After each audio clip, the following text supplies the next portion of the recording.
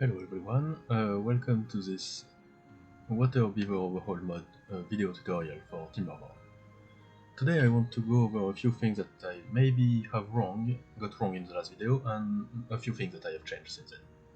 So this is version 2.2.5 and I've made some changes that should be helpful for everyone. So first, if you go here, before I think I told you the ladder was a dependency. It was not, but now it is. So let's look at the mod. Here we will see. So I have added the staircase mod as a dependency. I don't think anyone in his right mind would play without it anyway, because it's really super convenient. As a ladder mod, ladders I think are a bit too strong, so don't abuse them, but there is a situation in which you really want to have them. So, up to you. And lastly, the quadruple terrain bowl mod is necessary because at some point in the game you will want to plant giant sequoias, and they are really tall. And because of this, they hit the ceiling of the map and you can't place them in some places, so really useful. Don't mind this, it's because I don't have uploaded the last version. And one more thing is that if you want to use Mod Manager to download the mods, there is a way to know when it's downloaded. So you press Ctrl Shift Escape and you have this thing popping up. So you go in Performance, Ethernet, and you can see your connection. So when you click download, you will see it go up and down when it's finished. So when it's finished, you can close the Mod Manager. Otherwise, it will freeze and it won't be it won't be downloaded correctly. Okay, so that's all we need to know. Oh, and when you update the mod, sometimes the update doesn't work. It's because maybe it's too big, I don't know exactly, so you have to maybe uninstall the mod and re-download it. And sometimes when you download it crashes, but that's just retry and it should work eventually. That's kind of messy, but that's probably due to the file size. Okay, let's go back to the game. Okay, we are back in the game, so right away you can see some things that I have added in this update. So now I have put this new billboard. It is not in the billboard mode, it is in the village structure because I want to make sure everyone sees it. Just build that anywhere, I can be over cabbage, so that's easy. And every update I will put this in, so you can check if your version number is what you intended to have, and if it's not, then you have to erase the mod and re-download. And there is some information that you probably should want to know. Okay, so now there is a few things we want to check. So in this mod, I want to make the game more interesting, as I said last time, and you can probably see that if you go here, you cannot plant blueberries and you cannot plant dandelions. So at first, you have to deal with what you have, and you need both for science, of course. So this is to make people a bit more forced to play with what they have, so you have to protect those. So don't destroy them all at first, you will regret this. You will get to plant them later, of course. There is a building that can plant them, but it's really far in the game. And if you still lose them all, you can probably manage with, I think, there is a building that can still give you, no, not this one. It's in food, I think. Yeah, this one, Hobby Gardener. This guy can give you some blueberries and dandelion, but you have to feed this guy, and yeah, it's kind of wasteful. But you can, if you really have an easy solution. Another thing you may be tempted to do in this mod is to use the dam houses as dam, of course, which is how they are intended to be used.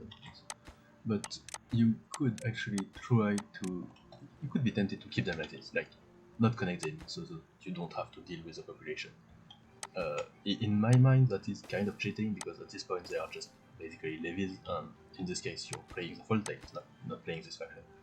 So if you do this, and you should, because that's how the game is intended, the mod is intended to be played, then you should connect them and have to deal with the population, of course. So that's one thing. Another thing people sometimes ask me in the Discord, because they have some issue with, is the small mine. So the small mine is intended to be placed like this, and as you can see, there is a billboard actually about this. So if you build this, it's actually showing exactly that. The two tiny red flags should be on the ground, otherwise it's not placeable. Speaking of flags, I did the same thing with the small windmills, which you can find here. So here, windmills are much weaker in this spot, and that's because I think they are just really too easy to use in the base game. And those need to be placed above ground, so you can see 3, 6, 9, or 12 meters above ground. And what that means that you cannot place it here. That's exactly what it means. And to place them, you need to be above ground, which you find this. You can place, for example, if you have a cliff, side platforms are really convenient. So you can place this, and then you can place this, and you can see the flag is nice on the floor.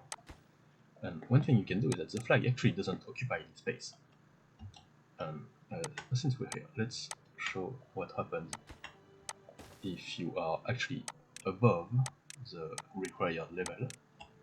Let's say you did this and you did this. Here you cannot, because the flag is floating in the air. It's not good. But you can actually place it even.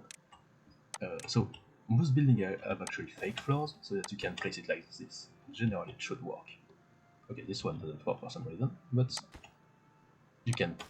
Actually, the flag doesn't bother. I'll get this fixed. So yeah, that's one thing you can do. And regarding the power connection, you can see again in the billboard how to connect power. All buildings have this mark that tells you where you should plug them. For example, if you take the sawmill, it needs to be plugged here, not just anywhere, and it doesn't give power to the other buildings. So each have one plug that is in a weird place, of course, just because it's more fun. That's the most important thing. When you play, I think you should already know that, but make sure you actually read the descriptions. For example, this one tells you that it can be placed on a pit and ladder lodge, which is actually an important thing to know. So it means that you can, for example, build this. Here, finish. Let's remove this because it's a district center after all. So you can place this like this. You can stack them, and at the end you can place this thing. And that's a district center. That's nice. Lastly, there is one more thing that we need to check, is storage barrels. So when you make kimchi in these things, these don't have someone managing it. So that means that getting things in and out is a bit messy. So this will make kimchi, for example, that's what you want to do early game. In order to get this stored in a barrel, what you need to do is, of course, set it to kimchi, but you need to prioritize and you need to request. Otherwise, the hauler will not get it too. And this is serviced by hauler, as it is written somewhere. It is supposed to be written somewhere, but it's not. I'll fix that. So you need a hauler to use these things. And lastly, in the matter of farm upgrade, see, I've made a big mess. You have those water pump upgrade. So those are placed like this. And the difficult thing is that the terminal segments are actually easy to place on one side, but on the other side it's always kind of a mess to place it. It's really hard, and that's not something you can do much about because that's a game limitation. So what you can do is just run the camera inside, and you can see it's green now. The place here it's good, and that allows you to make it the second layer watertight too. So it's pretty convenient. Okay, that's all I have for today. It's a bit late, so I'm not talking very loud. There is roommate sleeping. I hope this is helpful, and see you all another day. Bye!